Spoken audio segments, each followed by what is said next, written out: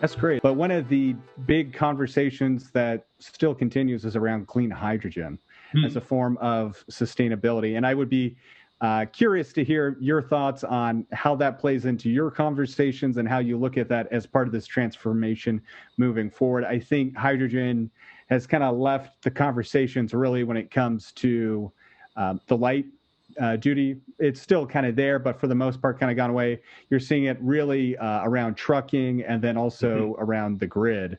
I would be curious to hear what you're seeing as well. Yeah, in the transportation sector, the thing that people have to think about is that, we already have and have invested for, a century into a delivery system for electrons. It exists. It's already out there.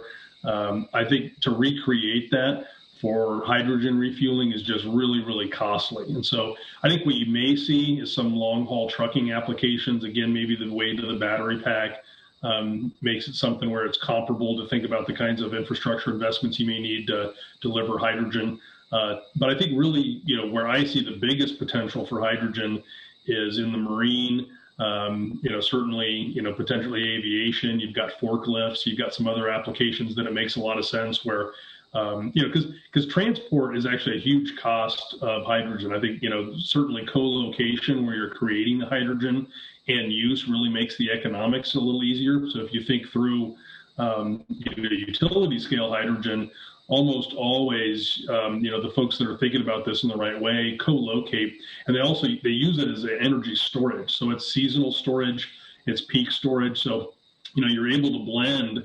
I think certainly, you currently can blend about 30% into a gas peaker hydrogen into the mix. I think Siemens has some turbines that allow that. Obviously, with some retrofits, I think there's a hope that gets to 100%.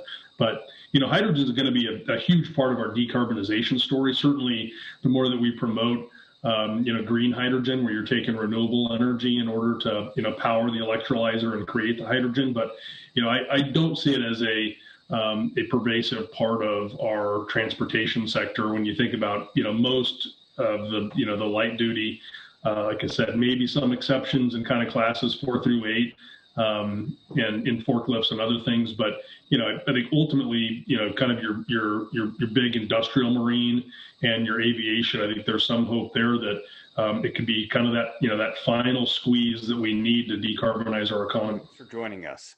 Be sure to visit our website, connectingthegrid.com. There you can listen to our podcasts, contact us about sponsorship, or even be a guest on Grid Connections.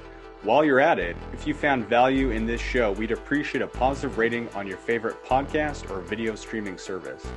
Or if you'd simply tell a friend about the show, that would help us out a lot too.